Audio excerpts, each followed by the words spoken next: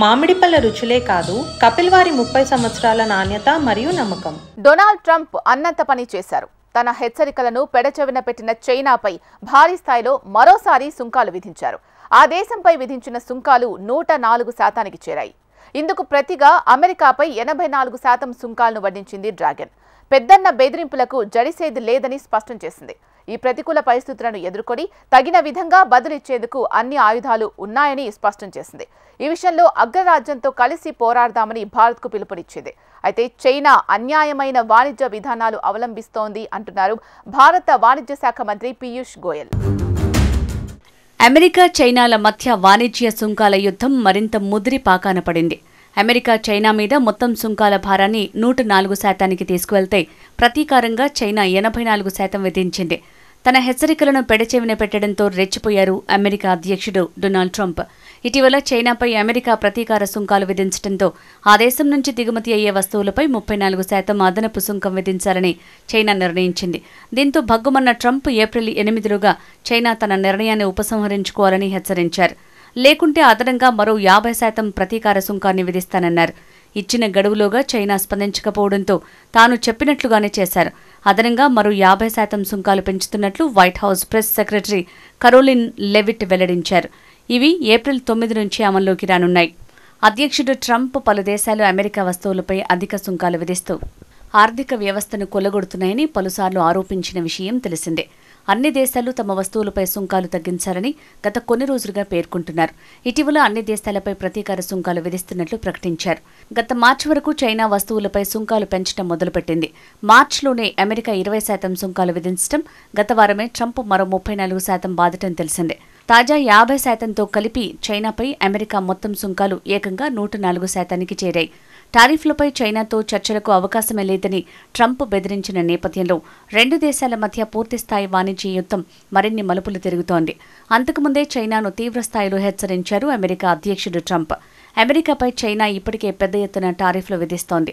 కంపెనీలకు అక్రమ రాయితీలు, దీర్ఘకాలికంగా కరెన్సీ అవకతవకలకు పాల్పడుతోంది. నేను హెచ్చరించినప్పటికీ అదనపు సుంకాల ద్వారా అమెరికాపై ప్రతీకారం తీర్చుకునేందుకు ఏ దేశమైనా యత్నిస్తే వెంటనే మరిన్ని టారిఫ్లు ఎదుర్కోవాల్సి ఉంటుంది. తొలుత ప్రకటించిన దానికంటే పెద్ద ఎత్తున విధిస్తాం. అందువల్ల చైనా తన అదనపు సుంకం నిర్ణయాన్ని వెనక్కి తీసుకోవాలి. లేకపోతే ఏప్రిల్ 9 నుంచి ఆ దేశంపై 50% అదనపు టారిఫ్లు విధిస్తాం. ఆ దేశంతో అన్ని చర్చలు రద్దు చేస్తాం అని ప్రకటించారు. కాగా ట్రంప్ హెచ్చరికలను బేఖాతరు చేసింది చైనా. సుంకాల పేరుతో అమెరికా బెదిరింపులకు జడిసేది లేదని కుండబద్దలు కొట్టింది. ప్రతికూల పరిస్థితుల్ని ఎదుర్కొని తగిన విధంగా బదులిచ్చేందుకు తమ వద్ద విధానపరంగా అన్ని ఆయుధాలు ఉన్నాయని చైనా ప్రీమియర్ లీ కియాంగ్ తీవ్రంగా స్పందించారు. అమెరికా తమపై 104% సుంకాలను విధించడంతో ప్రతీకారంగా ఆ దేశంలో 84% సుంకాలను విధించింది డ్రాగన్. సుంకాల పేరుతో అమెరికా బ్లాక్మెయిల్కు పాల్పడుతోంది. దీనిపై మేం చివరి వరకు పోరాడతాం. ఎలాంటి అనిశ్చితులనైనా తట్టుకునేలా మా ఆర్థిక విధానాలను రూపొందించాం. వాణిజ్య భాగస్వాములందరిపైనా ట్రంప్ తీసుకుంటున్న ఇలాంటి నిర్ణయాలు అమెరికా ఏకపక్షవాదం, రక్షణవాదం, ఆర్థిక పరంగా బలవంతపు చర్యలకు అద్దం పడుతున్నాయి. దీనికి మేం తప్పకుండా ప్రతిస్పందిస్తాం. సొంత ప్రయోజనాల కోసమే కాక అంతర్జాతీయ వాణిజ్య నిబంధనలను కాపాడేందుకు పోరాడతాం అని లీ కియాంగ్ వెల్లడించారు. అంతకుముందు అమెరికా తమ దేశంపై 34% ప్రతీకార సుంకాలను ప్రకటించినప్పుడు డ్రాగన్ సైతం ధీటుగా స్పందించింది. రెండు విధాలా వాడుకునేందుకు అవకాశం ఉన్న వస్తువులను అమెరికాకు చెందిన 16 సంస్థలకు ఎగుమతి చేయడంపై నిషేధం విధించాలని నిర్ణయించింది. అమెరికాలోని రక్షణ, కంప్యూటర్, స్మార్ట్ ఫోన్ల పరిశ్రమలను దెబ్బతీసే రీతిలో కొన్ని రకాల అరుదైన ఖనిజ ఎగుమతులపై నియంత్రణలు ప్రకటించింది. దీంతో పాటు ప్రతీకార సుంకాలపై ప్రపంచ వాణిజ్య సంస్థలో వ్యాజ్యం దాఖలు చేసింది. మా విషయంలో అమెరికా తప్పులపై తప్పులు చేస్తోంది. ఈ బ్లాక్మెయిలింగ్కు లొంగే ప్రసక్తే లేదు. చివరిదాకా పోరాడి తీరుతాం. మా ప్రయోజనాల పరిరక్షణకు ఎందాకైనా వెళ్తాం. మా వైపు నుంచి అంతకంతా ప్రతీకార చర్యలుంటాయి అని చైనా విదేశాంగ శాఖ అధికార ప్రతినిధి లిన్ జియాన్ ప్రకటించారు. వాణిజ్య, టారిఫ్ యుద్ధాల్లో విజేతలంటూ ఎవరూ ఉండరని హితవు పలికారు. మరోవైపు చైనా వైపు నుంచి భారత్కు అరుదైన అభ్యర్థన వచ్చింది. ట్రంప్ భారత్పై కూడా 26% సుంకాలు విధించడం తెలిసిందే. ఈ నేపథ్యంలో అమెరికా విధిస్తున్న భారీ సుంకాలను ఎదుర్కొనేందుకు భారత్, చైనా జతకట్టాలని డ్రాగన్ సూచించింది. ఈ మేరకు ఢిల్లీలోని చైనా ఎంబసీ అధికార ప్రతినిధి యూ జింగ్ చేసిన పోస్ట్ వైరల్గా మారింది. ట్రంప్ సుంకాల నేపథ్యంలో భారత్ చైనా ఆర్థిక సంబంధాల గురించి ఆమె ప్రస్తావించారు. పరస్పర సహకారం, ప్రయోజనాలపై ఇరు దేశాల ఆర్థిక, వాణిజ్య సంబంధాలు ఆధారపడి ఉన్నాయి. ప్రస్తుతం అమెరికా సుంకాల వేధింపుల కారణంగా అనేక దేశాలు, ముఖ్యంగా పేద దేశాలు అభివృద్ధి చెందే హక్కును కోల్పోతున్నాయి. ఇలాంటి క్లిష్ట పరిస్థితుల నుంచి బయటపడేందుకు మన దేశాలు కలిసి నిలబడాలి. వాణిజ్య, సుంకాల యుద్ధాల్లో విజేతలు ఎవరూ ఉండరు. విస్తృతమైన సంప్రదింపుల తర్వాత రూపొందించిన అంతర్జాతీయ విధానాల్ని అన్ని దేశాలు గౌరవించాలి. ఇలా ఏకపక్షవాదం, రక్షణవాదంతో తీసుకొచ్చే నిర్ణయాలను సమిష్టిగా వ్యతిరేకించాలని యూ జిన్పింగ్ పిలుపునిచ్చారు. అయితే చైనా అన్యాయమైన వాణిజ్య విధానాలు అవలంబిస్తోందని ఆరోపించారు భారత వాణిజ్య శాఖ మంత్రి పీయూష్ గోయల్.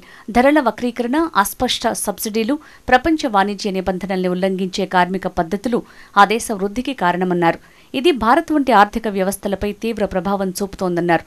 వీటి పరిష్కారానికి చర్యలు తీసుకోకపోతే ప్రపంచం ఆర్థిక సంక్షోభాన్ని ఎదుర్కోక తప్పదని హెచ్చరించారు. ప్రపంచ వాణిజ్య నిబంధనల్లో సంస్కరణలు తీసుకురావాల్సిన అవసరం ఉందని పీయూష్ గోయల్ చెప్పారు. ఇక ఈ సందర్భంగా గోయల్ యూపీఏలపై పలు ఆరోపణలు చేశారు. మాజీ ప్రధాని వాజ్పేయి కాలంలో భారత్, చైనాల మధ్య వాణిజ్య లోటు సాధారణంగా ఉందన్నారు. అయితే యూపీఏ హయాంలో అది 25 రెట్లు పెరిగిందని ఆరోపించారు. బీజింగ్లోని కమ్యూనిస్టు పార్టీ ఆఫ్ చైనాతో కాంగ్రెస్ అగ్రనేత రాహుల్ గాంధీ ఒక ఒప్పందం కుదుర్చుకున్నారు. ఆ ఒప్పందం తర్వాత భారత్లోకి వచ్చిన అనేక డ్రాగన్ ఉత్పత్తులపై సుంకాలు గణనీయంగా తగ్గాయి. ఇది మన స్థానిక ఉత్పాదక రంగాలపై తీవ్ర ప్రభావం చూపించింది. మనం పూర్తిగా చైనాపై ఆధారపడేలా చేసింది అని గోయల్ తెలిపారు. అమెరికా, చైనా మధ్య మొదలైన ఈ వాణిజ్య యుద్ధం విషయానికి వస్తే ఇది ఇంకా ఎక్కువ కాలం సాగుతుంది. దీనిపై ఎవరు గెలుస్తారు అనే చర్చ జరుగుతోంది. ఈ యుద్ధ ప్రభావం భారత్తో సహా ప్రపంచ దేశాలపై ఏ విధంగా ఉండబోతోందనేది ముఖ్యం. ఆ రెండు దేశాల మధ్య సయోధ్య కుదిరేలోగా చైనా మీద కోపంతో భారత్ వంటి మిత్ర దేశాల పట్ల డొనాల్డ్ ట్రంప్ కాస్త మెత్తబడే అవకాశం ఉంటుంది. మన దేశం కూడా సుంకాల భారం నుంచి బయటపడేందుకు అన్ని ప్రయత్నాలు చేస్తోంది. ప్రధాని మోడీ చేపట్టిన ఆత్మనిర్భర్ భారత్లో భాగంగా మేక్ ఇన్ ఇండియా పేరుతో దేశంలో మళ్లీ పరిశ్రమల స్థాపనని ప్రోత్సహిస్తున్నారు. దాంతో స్టార్టప్ కంపెనీలు మొదలు అనేక దిగ్గజ దేశ విదేశీ కంపెనీలు ఏర్పాటవుతుండటం అందరూ చూస్తూనే ఉన్నారు. భారత్ కూడా స్వయం ప్రతిపత్తి సాధించే దిశలో అడుగులు వేస్తున్నందునే ట్రంప్ దెబ్బ నుంచి షేర్ మార్కెట్ మళ్లీ పుంజుకోగలిగిందని చెప్పొచ్చు.